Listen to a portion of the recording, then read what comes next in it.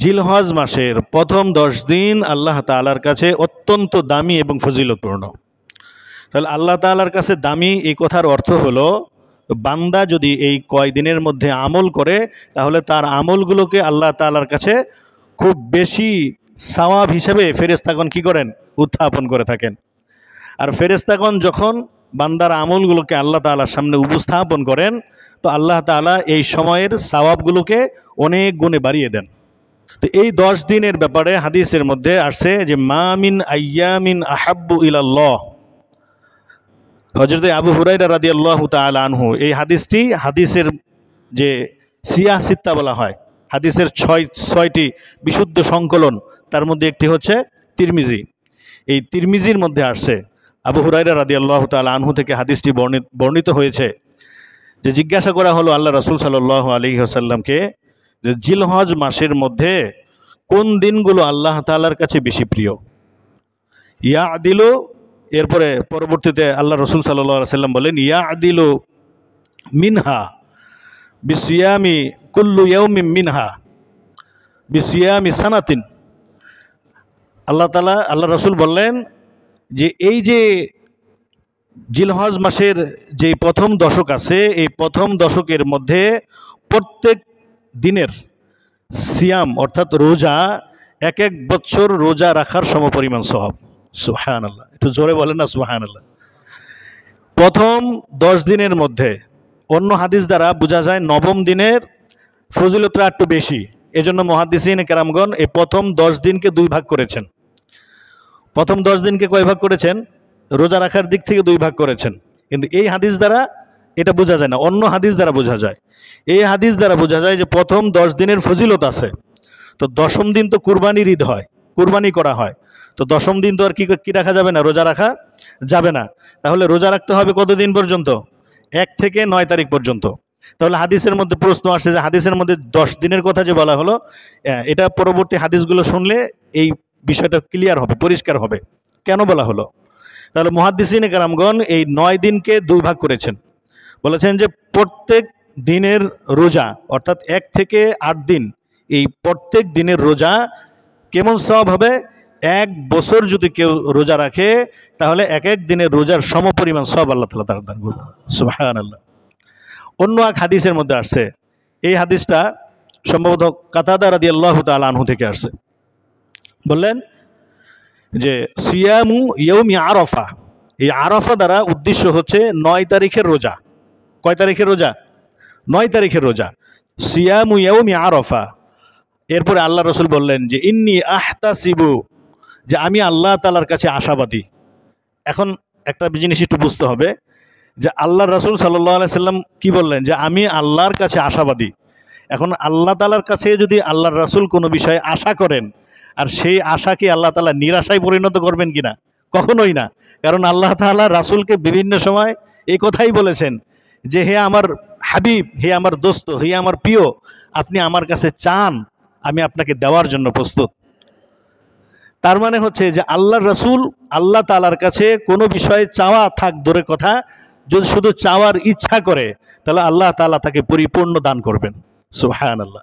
তাহলে এখানে আল্লাহ রাসূল বললেন যে ইন্নী আহতাসিবু, আমি এটা আশা করি, আই ইউকাফিরুস সানাতাল্লাতী ক্বাবলাহু ওয়াস সানাতাল্লাতী বা'দাহু, যে আমি আল্লাহ তাআলার কাছে আশা রাখি যে কোনো ব্যক্তি যদি 9 তারিখের রোজা রাখে তাহলে আল্লাহ তাআলা তার পূর্বের 1 বছরের গুনাহ এবং পরবর্তী আরেক বছরের গুনাহ মাফ করে দিবেন।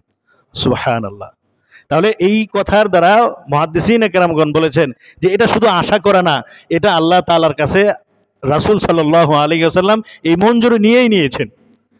তার মানে এটা সুনিশ্চিত যে কোনো ব্যক্তি যদি 9 তারিখের রোজা রাখে তাহলে তার পূর্বের 1 বছরের গুনাহ মাফ হয়ে যাবে, পরবর্তী আরেক বছরের গুনাহ মাফ হয়ে যাবে। এখন প্রশ্ন হলো কোন ধরনের গুনাহগুলো মাফ হবে আর কোন ধরনের গুনাহগুলো মাফ হবে না, এই বিষয়টা আমরা একটু ক্লিয়ার করি।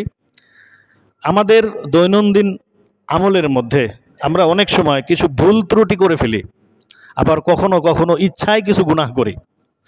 ইচ্ছাকৃতভাবে কিছু গুনাহ আছে যে গুনাহগুলো করলে যে গুনার স্তরকে বলা হয় কবিরা গুনাহ, মানে বড় গুনাহ। যেমন কেউ মিথ্যা বলল, মিথ্যা কি ইচ্ছায় বলে না অনিচ্ছায় বলে? বলেন দেখি। ইচ্ছায় বলে না, মিথ্যা কথা ইচ্ছা করে বলল। তাহলে এই মিথ্যা বলাটা হচ্ছে কবিরা গুনাহ। এই জাতীয় গুনাহগুলো আমলের দ্বারা মাফ হয় না। এই জাতীয় গুনাহগুলো কিসের দ্বারা মাফ হয় না?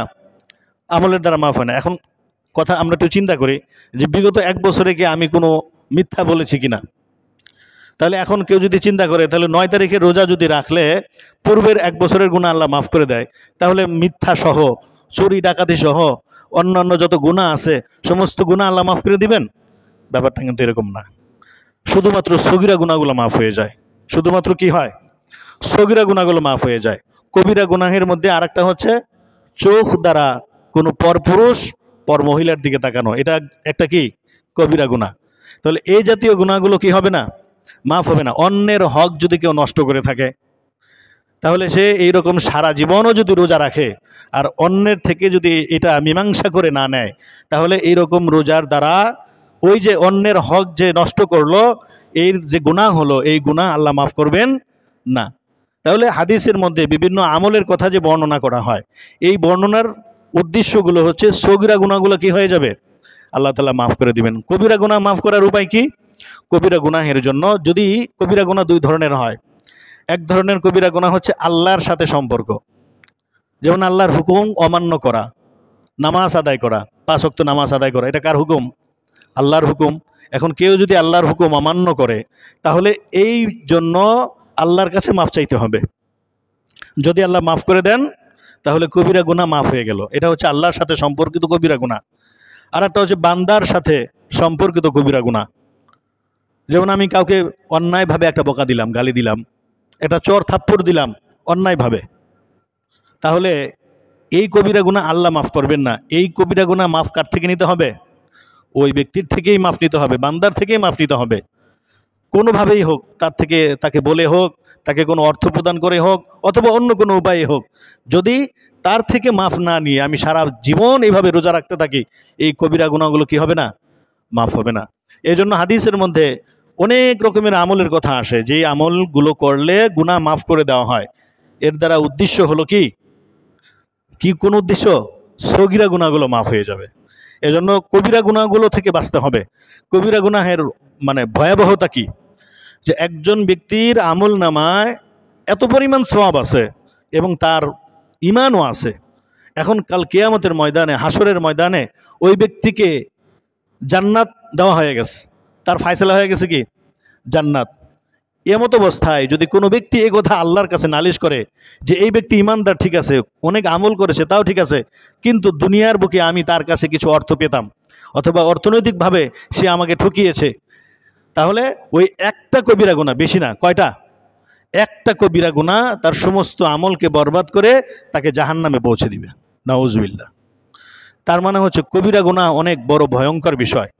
এজন্য কবিরা গুনাহ যত আছে, সমস্ত কবিরা গুনাহকে খুঁজে খুঁজে বের করা, দৈনন্দিন হিসাব করা, রাতের বেলায় অন্তত, যে আমার দ্বারা আজকে সারাদিনে কোনো কবিরা গুনাহ হলো কিনা, আমার দ্বারা অন্য কোনো ব্যক্তি কষ্ট পেল কিনা, আমার দ্বারা অন্যের কোনো হক নষ্ট হলো কিনা, এরকমভাবে খুঁজে খুঁজে বের করে যদি বান্দার সাথে হয়ে থাকে, তাহলে কি করা? বান্দার থেকে মাফ নেওয়া।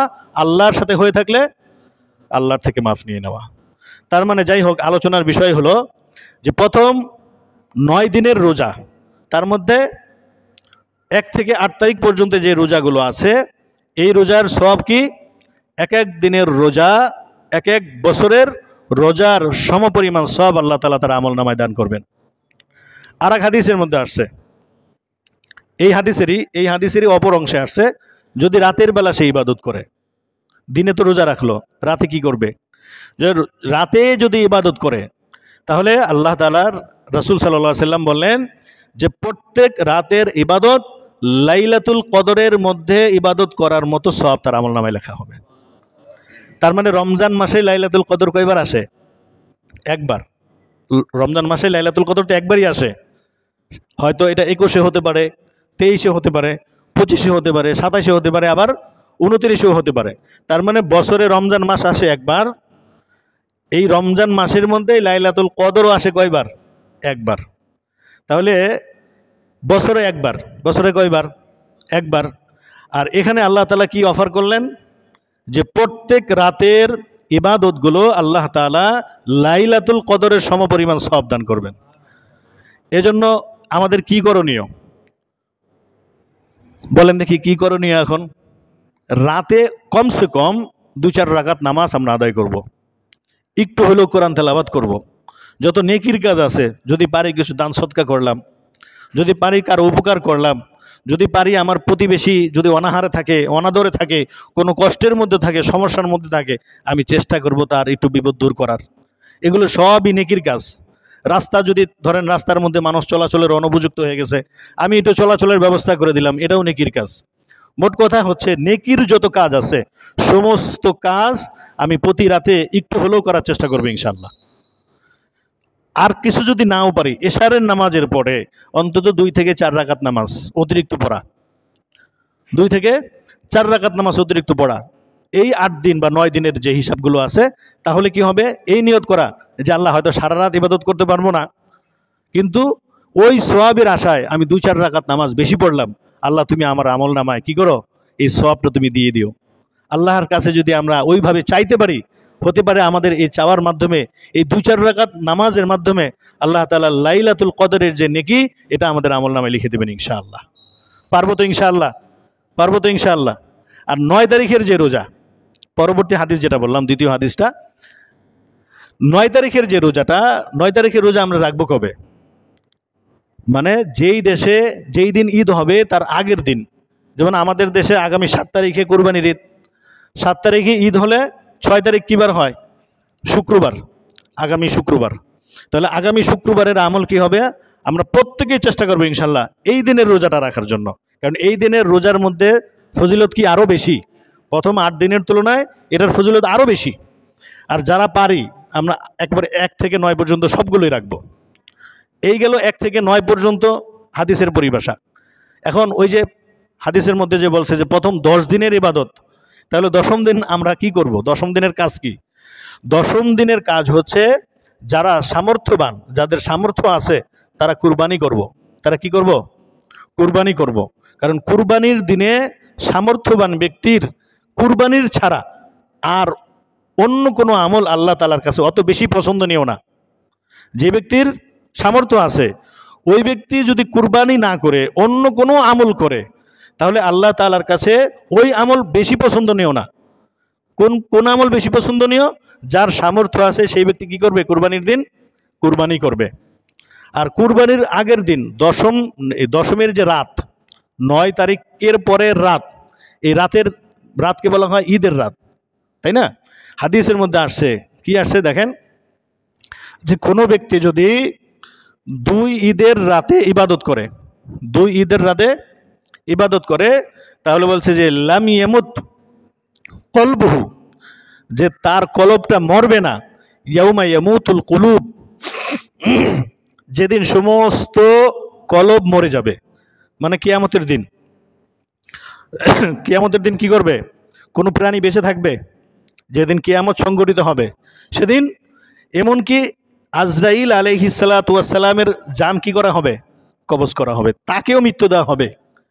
শুধু একমাত্র আল্লাহ তাআলা ছাড়া কোনো প্রাণী, এই পৃথিবী বলি, পৃথিবীর বাহিরের জগৎ বলি, সৌরজগৎ বলি, যা কিছু আছে আল্লাহ তাআলার আরশের মধ্যে আছে, যা কিছু আছে একমাত্র আল্লাহ ছাড়া পৃথিবীতে, পৃথিবীর বাহিরে আর কোথাও কোনো প্রাণী অবশিষ্ট থাকবে না। ঠিক সেই দিনের কথা বলছে যে যেই ব্যক্তি ঈদের 2 ঈদের রাতে ইবাদত করবে। কয় ঈদের রাতে? 2 ঈদের রাতে। একটা হচ্ছে যে রমজানের ঈদ আছে না, রমজান শাওয়াল মাসে চাঁদ উঠে গেছে, সেদিন আর কি হয় না? তারাবি হয় না। ইশারের নামাজের পরে কি করব আমরা? ইশারের নামাজের পরে যদি আমরা কিছু ইবাদত করি, আর একটা হচ্ছে এই যে কুরবানির ঈদের আগের রাত, তার মানে হচ্ছে আগামী শুক্রবারের রাত, পরের দিন সকালবেলা কি হবে? ঈদুল আজহা, কুরবানির ঈদ হবে। তাহলে এই 2 দিনে বলছে, এই 2 দিনে যদি কোনো ব্যক্তি ইবাদত করে, তাহলে তার অন্তর মরবে না যেদিন সমস্ত অন্তর মরে যাবে, মানে কিয়ামতের ময়দানেও তার অন্তর সজীব থাকবে। সুবহানাল্লাহ। তাহলে এত বড় ফজিলতের আমলটা করবো তো ইনশাআল্লাহ। তাহলে আগামী শুক্রবার রোজা রাখবো, আমরা প্রত্যেকেই চেষ্টা করবো ইনশাআল্লাহ, যদি আল্লাহ তাআলা বড় ধরনের কোনো অসুখ বিসুখ আমাদেরকে না দেয়, এজন্য নিয়ত করা চাই। দ্বিতীয়ত হচ্ছে শুক্রবারের রাত আমরা কি করবো? ইনশাআল্লাহ ইবাদত করব। এই রাতের ইবাদতের মধ্যে অনেক ফজিলত আছে। এখন এই রাতের ইবাদতের মধ্যে ডিস্টার্ব হয় এরকম কিছু আমল হয় কিনা আমাদের সমাজে? হয়। ওই যে গান বাজায় না কিছু ছেলেরা, বলেন গান টান বাজায় না, এইরকম বড় বড় বক্স আই না মাঠের মধ্যে রাস্তার মোড়ে মোড়ে গান বাজায়, কি ঈদের আনন্দে গান বাজাইতেছি। আসলে বুঝে না মানুষ। দেখেন আল্লাহ তাআলা কি অফার রাখছে আমাদের জন্য, আমাদের জন্য কত অপরচুনিটি দিয়ে রাখছে। হ্যাঁ, আর আমরা কি করি এই সময়টাকে? এখন প্রশ্ন হচ্ছে কেন করে, বুঝি না তো। কারা করে? আমার আর আপনার সন্তানেরাই করে। অত্র এলাকায় যারা গান বাজায় তারা কি অন্য এলাকা থেকে এসে গান বাজায়? না, আমাদের এলাকার ছেলেপেলেরাই গান বাজায়, আমাদের এলাকার ছেলেপেলেরাই গান বাজায়। তাহলে এই যে তারা যে গান বাজায়, এই গান এটা তো এমনিতে গুনাহের কাজ। আর কিছু মানুষ আছে দেখবেন, হয়তো তারা নাম প্রকাশ করে না, কখনো তারা তাদের বুজুর্গই প্রকাশ করে না, তো তাদের ঘরে গিয়ে দেখবেন রাত্রে 2টা 3টা বাজেও তারা সজাগ। রাত্রে 2টা 3টা বাজে কি তারা সজাগ? কি করে? হয়তো কোরআন তেলাওয়াত করছে, না হয় নামাজ পড়ছে, না হয় তাসবিহ পড়ছে। এই সকল লোকদের অসুবিধা হয়। তারা মুখ ফুটে কখনো বলে না, তারা মুখ ফুটে কখনোই বলে না, কিন্তু এই সমস্ত ব্যক্তিদের কি হয়? অসুবিধা হয়। এই জন্য আমরা চেষ্টা করব আমাদের সন্তানেরা যেন অন্তত এই ঈদের রাত্রে গান বাদ্য অশ্লীল বিভিন্ন যেই ব্যবস্থাগুলো আছে এগুলো থেকে দূরে থাকে। পারবো তো ইনশাল্লাহ? পারবো না? আমার সন্তান গানের সাথে জড়িত না, কিন্তু আমার প্রতিবেশী গানের সাথে জড়িত। আমার প্রতিবেশী গান বাজাচ্ছে, আমি তো তাকে অন্তত বোঝাতে পারবো। কি বলেন? বোঝাতে পারবো না ইনশাল্লাহ? মুরব্বীরা যদি দেখেন, আমাদের এলাকায় এই কিছুদিনের আগের একটা ঘটনা বলি। এরকম এই ঈদের আগে খুব মানে বড় বড় বক্স টক্স এনে গান বাদ্যর খুব আয়োজন করছে। তো এটা এই বিগত এরকম কয়েক ঈদেই এরকম হয়েছে।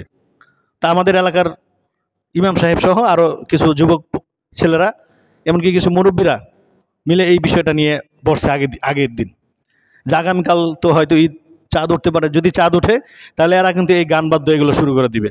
তাহলে কি করা যায়? তো এলাকার মুরব্বীরা এটার মধ্যে একটা ভালো ভূমিকা রাখছে।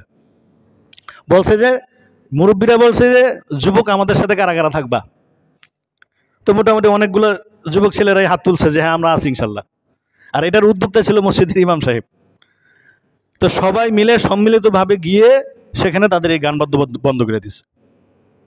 এখন এরকম একটা পদক্ষেপ যদি আমরা নেই, পারবো তো ইনশাল্লাহ? কি বলেন, পারবো না?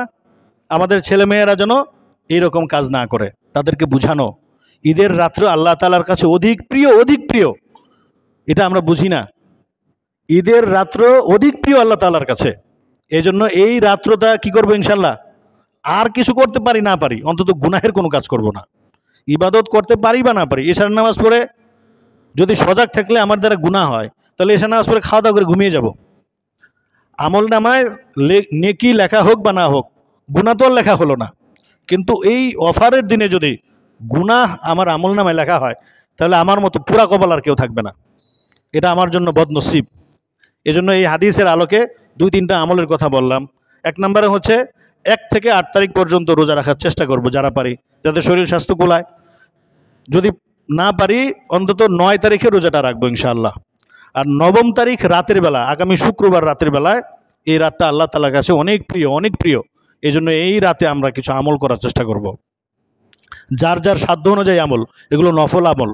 এমন না সারা রাত আমল করতে গিয়ে সকালবেলা ফজরের নামাজ ছুটে গেল, তাহলে আবার এই নফল ইবাদতের কি হবে না, কোনো মূল্য থাকবে না। তো যাই হোক, এই প্রথম 10 দিনের কিছু আমলের কথা বললাম। দ্বিতীয়ত হচ্ছে এই যে মাস, এই মাসের মধ্যে আল্লাহ তাআলার একটা মহান বিধান আছে। এই বিধানের নাম কি? বাইতুল্লাহ হজ করা। বাইতুল্লাহ হজ করা। হজ কারা করবে? যাদেরকে আল্লাহ তাআলা সামর্থ্য দিয়েছেন তারাই হজ করবে। এখন সামর্থ্য আমার আছে কি না এটা আমি বুঝবো কিভাবে? এটা বুঝার উপায় কি? এটা বুঝার একটা সহজ উপায় আছে। বর্তমান সময়ে হজ করতে গেলে যেই পরিমাণ অর্থের প্রয়োজন, সেই পরিমাণ অর্থ আমার আছে কি না, এটা হচ্ছে প্রথম মানে স্কেল, মাপার স্কেল। যে ধরেন 6 লক্ষ টাকা যদি লাগে, যে 6 লক্ষ টাকা হলে হজ করা যায়, যদি এমন হয় তাহলে আমার কাছে 6 লক্ষ টাকা আছে কি না। দ্বিতীয়ত হচ্ছে আমি সংসার রেখে যে হজে যাব 40 দিন, 45 দিন, 47 দিন অথবা 2 মাসই ধরলাম, এই 1-1.5 মাস বা 2 মাস আমার পরিবার চলার জন্য যেই পরিমাণ অর্থের প্রয়োজন তা অবশিষ্ট আছে কিনা। যদি এই পরিমাণ অর্থ কারো থাকে তাহলে তার উপর হজ করা কি ফরজ, তার উপরে হজ করা ফরজ। এই জন্য এখন আমরা একটু হিসাব করি যে আমাদের কার কার উপরে এই পরিমাণ অর্থ আছে। যদি অর্থ আছে আবার পাশাপাশি ঋণও আছে, অনেকে এই কথা বলে যে হুজুর আমার অর্থও আছে ঠিক আছে কিন্তু আমি ঋণগ্রস্ত, তাহলে কি করব? তাহলে তো মনে হয় আমার উপর হজ ফরজ না। আপনি ঋণগ্রস্ত, হজ ফরজ না, কিন্তু ঋণ পরিশোধ করা ফরজ। মানে সে টাকা আছে তার কাছে, দিবে না, সে ঋণী, হজও করে না আবার টাকা দেয়ও না।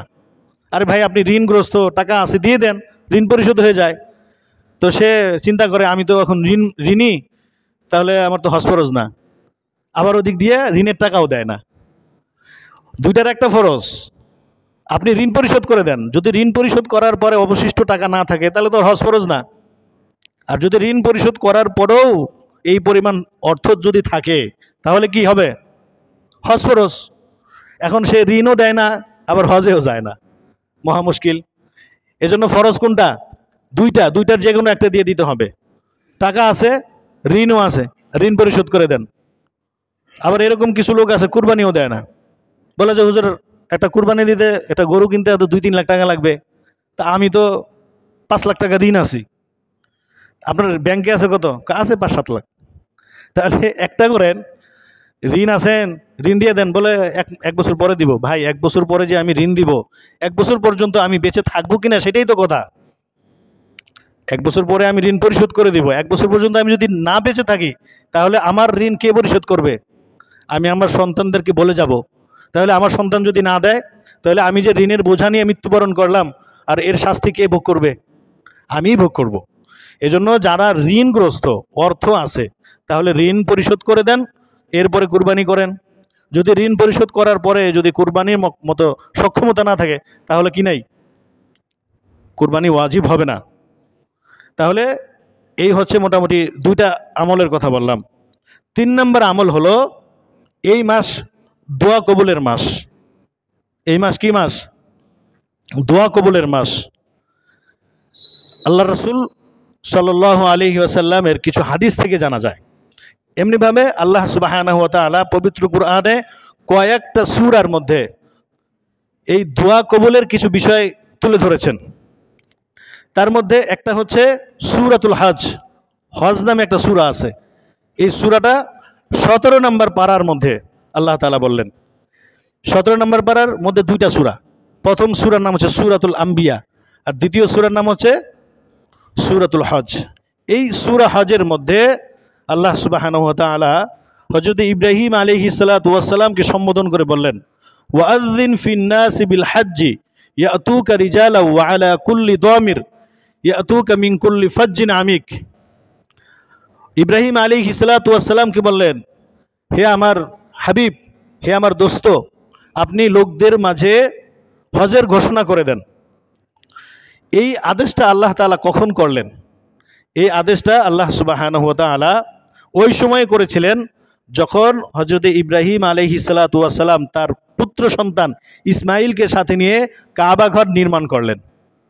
কাবা ঘর নির্মাণ সম্পাদন হলো, শেষ হয়ে গেল। এরপরে বললেন যে আপনি এই হজের ঘোষণা দিয়ে দেন। তার মানে বোঝা গেল যে কাবা ঘর হযরত ইব্রাহিম আলাইহিস সালাতু ওয়াস সালামের মাধ্যমে কি হয়েছিল? নির্মিত হয়েছিল। তাফসীরের মধ্যে জানা যায় এই পবিত্র ঘর কাবা ঘর মোট 10 বার নির্মিত হয়েছে। মোট কয়বার? 10 বার। সর্বপ্রথম নির্মিত হয়েছিল ফেরেশতাদের মাধ্যমে। এটা কখন? হযরত আদম আলাইহিস সালাতু ওয়াস সালামকে সৃষ্টি করার 2000 বছর পূর্বে পৃথিবীর মধ্যে সর্বপ্রথম যে জায়গাটা মাটিতে পরিণত হয়েছিল, সমগ্র পৃথিবী কি ছিল? পানির রূপান্তর ছিল, পানি ছিল। এই কাবা ঘরটা যেখানে স্থাপন করা হয় এখানে পানিটা ঘূর্ণায়মান ছিল। পানি যদি কোনো জায়গাতে খুব স্পিডে ঘুরে দেখবেন সেখানে একটা ফেনা তৈরি হয়। ফেনা তৈরি হয় না? এই ঠিক এটা হচ্ছে পৃথিবীর মধ্যভাগ। এই মধ্যভাগে পানির ঘূর্ণায়মান এই জায়গা থেকে ফেনার তৈরি হলো, ফেনা সৃষ্টি হলো। এখান থেকে আস্তে আস্তে মাটি রূপান্তর হলো। এই ঠিক এই জায়গা থেকে মাটি নিয়ে হযরত আদম আলাইহিস সালাতু ওয়াস সালামকে কী করলেন? সৃষ্টি করলেন। এই জায়গা যখন ধীরে ধীরে আস্তে আস্তে আস্তে আস্তে এটা মাটিয়ে পরিণত হলো, মাটিয়ে রূপান্তর হলো, ঠিক এই জায়গাতে সর্বপ্রথম ফেরেশতাগণ কাবা ঘরকে নির্মাণ করলেন। এটা কত বছর আগে? হজরতে আদম আলাইহিস সালাতু ওয়াস সালামকে সৃষ্টির 2000 বছর পূর্বে। এটা ছিল ফেরেশতাদের সর্বপ্রথম ঘর নির্মাণ করা পৃথিবীতে। এরপরে হজরত আদম আলাইহিস সালাতু ওয়াস সালাম আসলেন, আসার পরে এই ঘরকে আবার পুনর্নির্মাণ করলেন। আদম আলাইহিস সালাতু ওয়াস সালামের পরে 100 বছর 1000 বছর পার হওয়ার পরে হজরত শীস আলাইহিস সালাতু ওয়াস সালাম, তারই পুত্র, তিনি এটা তৃতীয়বার এই ঘরকে নির্মাণ করেছিলেন। চতুর্থবার হজরতে ইব্রাহিম আলাইহিস সালাতু ওয়াস সালাম। এই শীস আলাইহিস সালামের পরে হজরত নূহ আলাইহিস সালাম পৃথিবীতে আসলেন। এরপরে মহাপ্লাবন হলো। এই প্লাবনের মধ্যে এই কাবা ঘরটা কিছুটা ক্ষতিগ্রস্ত হয়েছিল। কোনো কোনো বর্ণনা মতে আবু কুবাইস নামক একটা পাহাড় ছিল ওই মক্কার কাছে, ওই পাহাড়ে আল্লাহ তাআলা সংরক্ষণ করেছিলেন। ওই সংরক্ষণ করা অথবা সেখানে স্থাপন থাকাকালে এই ঘর কিছুটা ক্ষতিগ্রস্ত হলো। এরপরে হজরতে ইব্রাহিম আলাইহিস সালাতু ওয়াস সালাম এই ঘরকে আবার পুনর্নির্মাণ করলেন। এরপরে করেছিলেন আমালিকা গোত্রের লোকেরা, তারা হচ্ছে নূহ আলাইহিস সালামের বংশধরের লোক। এরপরে জুরহাম গোত্রের লোকেরা। এরপরে এই মুহাম্মদ সাল্লাল্লাহু আলাইহি সাল্লামের দাদা ছিলেন একজন কুসাই, পঞ্চম ঊর্ধ্বতন দাদা। এই কুসাই তিনি এরপরে মানে এই কাবা ঘরকে নির্মাণ করলেন। কুসাইয়ের পরে কুরাইশ গোত্রের লোকেরা এই কাবা ঘর আবার নির্মাণ করেছিলেন।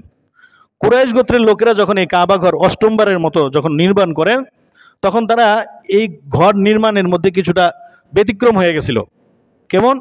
হজরতে ইব্রাহিম আলাইহিস সালাতু ওয়াস সালামের যে মাকাম ইব্রাহিম বলা হয়, যেই জায়গাটিতে দাঁড়িয়ে তিনি কাবা ঘরকে নির্মাণ করেছিলেন, এটাকে একটু দূরে সরাই দিয়েছিলেন। কাবা ঘরের দরজা ছিল প্রথমত 2টা, পূর্ব দিকে একটা আর একটা ছিল অন্যদিকে। তো তারা ওই অন্য দিকের যে দরজা ওটা বন্ধ করে দিয়ে পূর্ব দিকে এখনও ওই একটাই দরজাই আছে। কাবা ঘরে এখন কয়টা দরজা? একটাই দরজা আছে, পূর্ব দিকের দরজাটা। এরপরে কুরাইশরা যখন এই কাবা ঘরকে নির্মাণ করেন, এর কর্তৃত্বটা কুরাইশদের নিকট ছিল। অষ্টমবারের কথা বলছি। কুরাইশদের নিকট এই কাবা ঘরের কি ছিল? কর্তৃত্ব ছিল। তারা যাকে এই ঘরে প্রবেশ করতে অনুমতি দিত, কেবলমাত্র তারাই মানে এই ঘরে প্রবেশ করতে পারত। রাসূলুল্লাহ সাল্লাল্লাহু আলাইহি সাল্লাম একবার হযরত আয়েশা রাদিয়াল্লাহু তাআলা আনহাকে বললেন যে আমার মনে চায় ইব্রাহিম আলাইহিস সালামের জামানায় যেইভাবে কাবা ঘর ছিল, আমার মনে চায় যে আমি ঠিক সেভাবে কাবা ঘরটাকে আবার পুনর্নির্মাণ করি। তো আল্লাহ রাসূলের আর সুযোগ হয়নি। তার কিছুদিন পরে আল্লাহ রাসূল ইন্তেকাল করেছিলেন। তো এই ঘটনাটা বা আল্লাহ রাসূলের এই ইচ্ছাটা হজরতে এই আবু বকর রাদিয়াল্লাহু তাআলা আনহুর নাতি আব্দুল্লাহ ইবনে জুবাইর রাদিয়াল্লাহু তাআলা আনহু জানতেন। তো কুরাইশদের কর্তৃত্ব শেষ হওয়ার পরে এই আব্দুল্লাহ ইবনে জুবাইর রাদিয়াল্লাহু তাআলা আনহু নভেম্বরের মতো এই কাবা ঘরকে আবার নির্মাণ করলেন। নভেম্বরে তিনি আল্লাহ রাসূলের ইচ্ছা অনুযায়ী কাবা ঘরকে নির্মাণ করেছিলেন। দশমবারে হাজ্জাজ বিন ইউসুফ তিনি এই আব্দুল্লাহ ইবনে জুবাইরকে পরাজিত করে এই মক্কার কর্তৃত্ব আবার তিনি গ্রহণ করলেন। তো তিনি আবার কি করলেন? ওই আগের মতো কুরাইশরা ঠিক যেইভাবে কাবা ঘরকে নির্মাণ করেছিলেন ওইভাবে আবার তিনি দশমবার আবার নির্মাণ করলেন। এই হাজ্জাজ বিন ইউসুফের যখন অধপতন হয়ে যায়, তিনি যখন ক্ষমতাচ্যুত হয়ে যান, এর পরবর্তীতে কোনো কোনো বাদশাহ ওই রাসূলুল্লাহ সাল্লাল্লাহু আলাইহি সাল্লাম যেভাবে কাবা ঘরকে নির্মাণের ইচ্ছা করেছিলেন, তারা সেভাবে আবার করার চেষ্টা করলেন।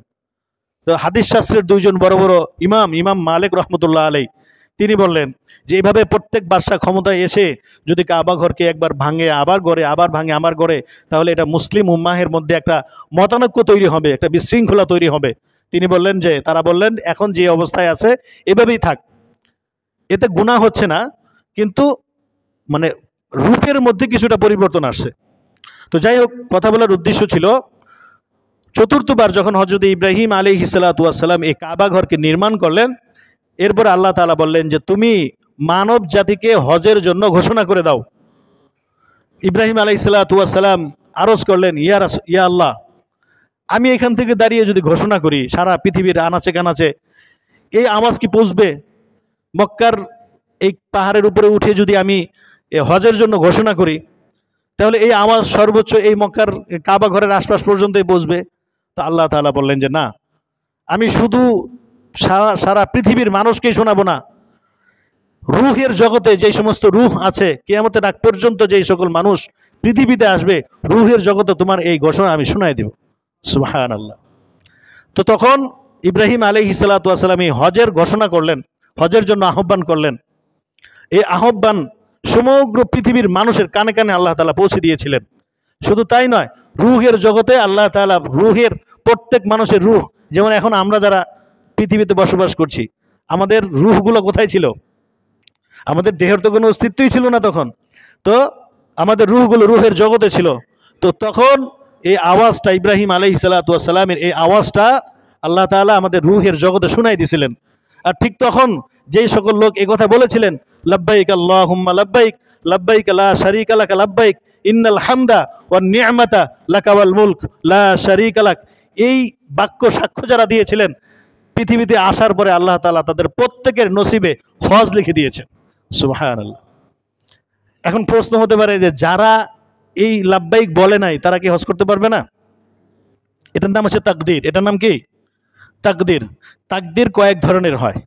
একটা তাকদীর হচ্ছে আল্লাহ তাআলার পক্ষ থেকে নির্ধারিত, এটা হেরফের হবে না, ওই রকমই থাকবে। আর একটা হচ্ছে তাকদীর দোয়ার মাধ্যমে পরিবর্তন হয়, আর একটা তাকদীর আমলের মাধ্যমে পরিবর্তন হয়। বুঝতেছেন তো? যেমন ধরেন একজন ব্যক্তির অনেক অসুখ, অনেক অসুস্থতা, তো আল্লাহ রসুল সাল্লাল্লাহু আলাইহি সাল্লাম বিভিন্ন রোগ মুক্তির জন্য বিভিন্ন আমলের কথা বলে গেছেন। আমরা তো এরকম কিছু ঘটনা শুনেছি। বাংলাদেশের লোক কোনো এক জায়গায় যাবেন, অর্থের প্রয়োজন, অর্থের প্রয়োজন, দেখেন তারা কেমন কামের লোক ছিল। তারা নামাজে দাঁড়িয়ে গেছেন, নামাজে দাঁড়িয়ে গেছেন, নামাজে দাঁড়িয়ে লম্বা নামাজ পড়েছেন, লম্বা নামাজ, নামাজের মধ্যে শুধু আল্লাহর কাছে চোখে পানি ছেড়ে দিয়ে কান্না করছেন। তার কাছে ওই সফরে যাওয়ার মতো কোনো পয়সাই নাই।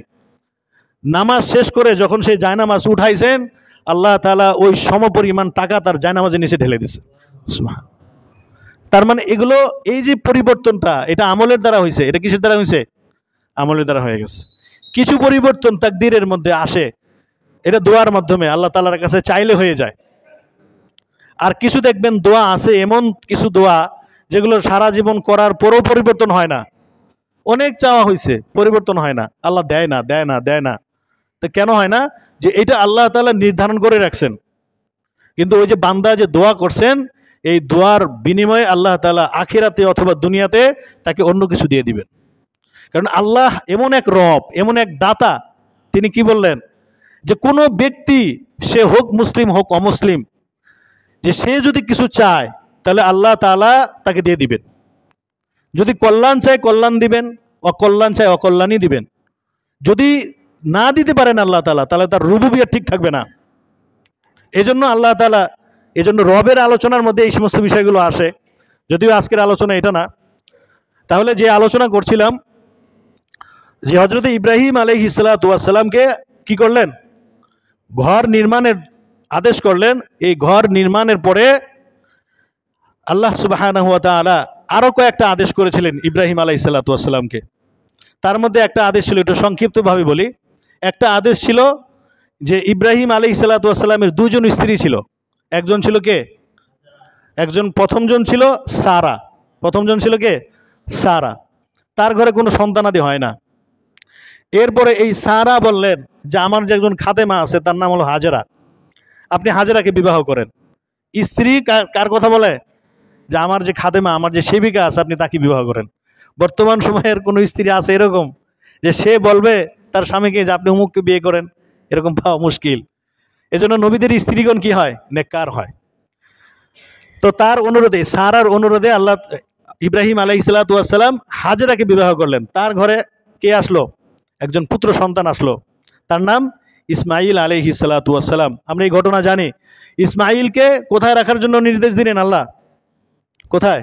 সেই কাবার মরুপ্রান্তরে, যেখানে কোনো মানব বসবাস করে না, জনমানবহীন একটা মরুপ্রান্তরে আল্লাহ তাআলার হুকুমে কি করলেন? ইসমাইল আলাইহিস সালাতু ওয়াস সালাম এবং হাজেরাকে সেখানে রেখে আসলেন। একে তো বয়স প্রায় ৮০-র উপরে, কোনো সন্তান হয় না। এত বছর পরে একজন সন্তান আল্লাহ তাআলা দিলেন। আবার নির্দেশ করলেন যে এই সন্তান এবং স্ত্রীকে এমন এক মরুপ্রান্তরে রেখে আসো যেখানে কোনো মানব নাই, বসবাস করার মতো কোনো উপযুক্ত জায়গা না, সেটা না, সেখানে পানি আছে, না সেখানে আহারের কোনো দ্রব্য আছে, কোনো কিছু নাই। কিন্তু আল্লাহর হুকুম, আল্লাহর হুকুম। আল্লাহর রাসূল ইব্রাহিম আলাইহিস সালাতু ওয়াস সালাম সেখানে রেখে আসলেন। দিলটা বড় কষ্ট, মানে হৃদয়টা ভেঙে গেছে একেবারে। মানে একজন সন্তান ওইখানে রেখে আসা মানে হচ্ছে যে নিশ্চিত মৃত্যুর মুখে ঠেলে দেওয়া। কিন্তু আল্লাহর তো হুকুম, যখন ফিরে আসতেছেন রেখে, তাদেরকে যখন ফিরে আসতেছেন আল্লাহর কাছে দোয়া করছেন। দেখেন কি দোয়া করে, রব্বানা ইন্নী আসকানতু মিন যুররিয়াতি, হে আল্লাহ, যুররিয়াতি মানে আমার পরিবার, আমার পরিবারবর্গ। আসকানতু মিন যুররিয়াতি, হে আল্লাহ, তোমার নির্দেশে আমি এমন এক স্থানে আমার পরিবারের লোকদেরকে রেখে আসলাম, গৈরদি জারইন ইনদা বাইতিকাল মুহাররম, তোমার সম্মানিত ঘরের পাশে যেখানে কোনো মানবের বসবাস নাই, এমন এক জায়গাতে আমার সন্তানদেরকে, আমার পরিবারকে সেখানে রেখে আসলাম। তো এই কথা যখন আল্লাহ তাআলার কাছে বললেন, আল্লাহ তাআলা দেখলেন ইব্রাহিম আলাইহিস সালাতু ওয়াস সালামের মনটা বড় ভাঙা, ভগ্ন হৃদয়ে তিনি আল্লাহর কাছে দোয়া করছেন। আর সাথে কে ছিলেন? ফেরেশতাদের মধ্যে সর্বশ্রেষ্ঠ ফেরেশতা হযরত জিবরাইল আলাইহিস সালাতু ওয়াস সালাম। এই তার পাশে সওয়ারের পিছনে বসা ছিলেন, তার পিছনে বসা ছিলেন, আল্লাহর কাছে দোয়া করতে লাগলেন। যেই কয়টা দোয়া আল্লাহর কাছে করেছেন, কি কি করেছেন? রব্বানা লিয়ুকিমুস সালাতা ফাজআল আফইদাতাম মিনান নাস, তিনি তার পরিবারের জন্য দোয়া করলেন। এক নাম্বার, পরিবারের লোকেরা যেন নামাজি হয়, এই দোয়া করলেন। কি হয়? পরিবারের লোকেরা যেন নামাজি হয়, এই দোয়া করলেন। আমরা আমার ছেলে মেয়েদের জন্য, পরিবারের জন্য নামাজি হয় এই জন্য কয়েকদিন দোয়া করছি, খুব কম পাওয়া যাবে।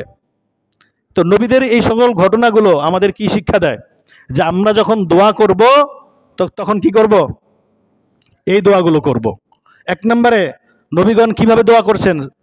যখন তারা কোনো কিছু চাইতেন, সন্তান যখন চাইতেন আল্লাহ তাআলার কাছে, তখন তারা বলতেন, আল্লাহ আমাদেরকে নেককার সন্তান দান করেন। আমরা কি চাই? আমাদের সন্তান যেন ডাক্তার, ইঞ্জিনিয়ার, বড় ব্যারিস্টার, উকিল ইত্যাদি এগুলো হয়, মাসে যেন কয়েক লাখ টাকা ইনকাম করতে পারে, এরকম সন্তান দাও। না না, চাইতে হবে কি? আল্লাহ তুমি আমাদেরকে কি দাও? নেককার সন্তান দান করো। সন্তানরা যেন নামাজি হয়, সৎভাবে যেন তারা জীবন যাপন করতে পারে, এমন সন্তান দান করো। এই দোয়াগুলোর মানে এই সূরা ইব্রাহিমের মধ্যে ইব্রাহিম আলাইহিস সালাতু ওয়াস সালামের এই ঘটনাগুলো চলে আসছে। তাহলে এই ঘটনার দ্বারা আমরা কি বুঝলাম? এই মাসটা কিসের মাস? দোয়া কবুলের মাস। এই মাসটা কিসের মাস? দোয়া কবুলের মাস। এই মাসটা হলো হজের মাস, এই মাসটা হলো আমলের মাস। এজন্য আমরা চেষ্টা করবো তো ইনশাআল্লাহ। কি বলেন? পারবো তো ইনশাআল্লাহ?